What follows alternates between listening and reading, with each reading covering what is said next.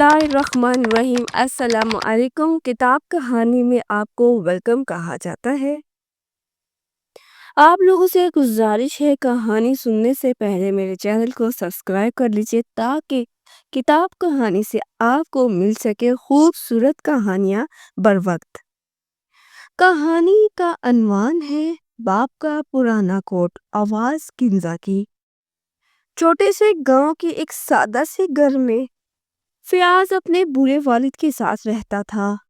والد بہت بیمار تھے، چلنے سے قاصر اور دنیا سے جانے کی تیاری کر رہے تھے۔ فیاض ایک محنتی مگر تھکا ہوا مزدور تھا۔ اس کے پاس دولت نہ تھی مگر ماں باپ کی خدمت اس کا فخر تھی۔ ایک دن والد نے کمزور آواز میں فیاض کو بلایا۔ بیٹا، میری ایک آخری خواہش ہے۔ فیاض فوراً جھک گیا۔ ابا جان، آپ حکم کریں، آپ کا بیٹا جان بھی دے دے گا۔ والد نے کہا، جب میرا وقت آئے تو مجھے دفنانے کے لیے میرا پرانا کوٹ، اون کا کوٹ پہنا دینا۔ فیاض نے حیرت سے پوچھا، ابا وہ تو پرانا بوسیدہ ہو چکا ہے، میں آپ کے لیے نیا کفن لاؤں گا۔ مگر والد نے کہا، نیا لانا مگر وہ پرانا کوٹ بھی میرے ساتھ قبر میں رکھنا۔ فیاض نے دل ہی دل میں اس سے بزرگوں کی ضد سمجھا اور حامی بھر لی۔ چند دن بعد والد اس دنیا سے رخصت ہو گئے۔ فیاض نے ان کی خواہش کے مطابق ایک نیا کفن خریدا۔ جب وہ پرانے کوٹ کو نکالنے گیا تو کوٹ کی اندرونی جیب میں سے ایک خط گرا۔ خط پر تحریر تھا، میرے پیارے بیٹے فیاض، اگر تم یہ خط پڑھ رہے ہو تو مطلب یہ ہے کہ میں اس دنیا سے جا چکا ہوں۔ اس پرانے کوٹ کے ساتھ یہ خط رکھنے کا مقصد تمہیں ایک سبق دینا ہے۔ بیٹا، یہ وہی کوٹ ہے جو میں نے تمہیں سرد راتوں میں اڑایا، جس کے نتیجے تم میرے سینے سے لگ کر سویا کرتے تھے۔ میں چاہتا تھا تم اس کوٹ کو دیکھ کر کبھی غرور نہ کرنا، کبھی یہ نہ بھولنا کہ جس زمین پر تم آج کھڑے ہو وہ کسی باپ کی قربانیوں کی بنیاد پر ہے۔ تم آج جو کچھ بھی ہو میرے پسینے اور محبت کا نتیجہ ہو۔ بیٹا، اپنے بچوں کو بھی یہ سکھانا کہ ماں باپ کا سایہ دنیا کی سب سے بڑی نعمت ہوتا ہے۔ وسلام، تمہارا گنہگار باپ۔ یہ خط پڑھ کر فیاض کے ہاتھ کانپنے لگے، آنکھوں سے بے اختیار آنسو بہہ نکلے۔ اس نے کوٹ کو سینے سے لگایا جیسے وہ اپنے باپ کے سینے سے لگ رہا ہو۔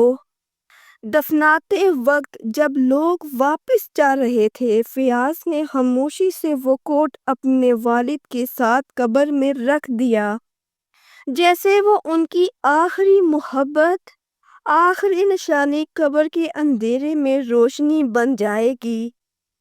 باپ کا سایہ ٹھنڈی چھاؤں جیسا ہوتا ہے، جب وہ ہوتا ہے تو اکثر ہم اس کی قدر نہیں کرتے، لیکن جب وہ چلا جاتا ہے تب احساس ہوتا ہے کہ ہم نے کتنی بڑی نعمت کھو دی ہے۔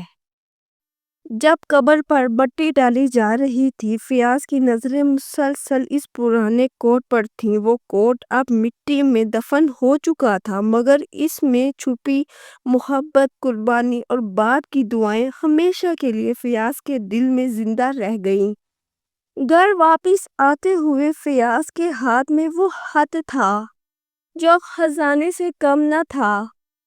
اس دن سے فیاض نے فیصلہ کر لیا کہ اپنے بچوں کو صرف روٹی نہیں، اپنے باپ کے نقش قدم اور اس کی دعاؤں کا وارث بھی بنائے گا۔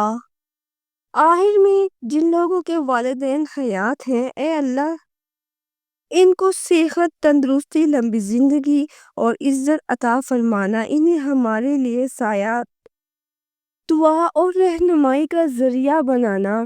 ہمیں ان کی قدر کرنے کی، ان کی خدمت کرنے اور ان کی خوشی دیکھنے کی توفیق عطا فرمانا۔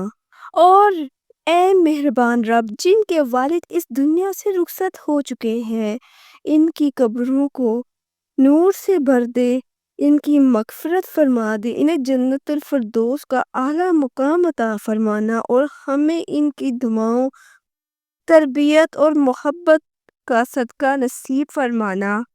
آمین یا رب العالمین۔ فادرز ڈے کوئی عام دن نہیں، بلکہ ان عظیم ہستیوں کو یاد کرنے کا دن ہے، جن کی دعاؤں، قربانیوں سے ہم آج جو کچھ ہے وہ ان کی بدولت ہی ہے۔ جی تو معزز سامعین، اس کے ساتھ ہی اپنی ہوسٹ کنزا کو اجازت دیجیے۔ دیکھتی آنکھوں، سنتے کانوں، بہت جلد دوبارہ کسی اچھی کہانی کے ساتھ کتاب کہانی میں حاضر ہوں گی۔ میرے چینل کو سبسکرائب کیجیے، مجھے آپ کی حوصلہ افزائی اور سپورٹ کی سخت ضرورت ہے۔ تب تک کے لیے اجازت۔ پاکستان زندہ باد۔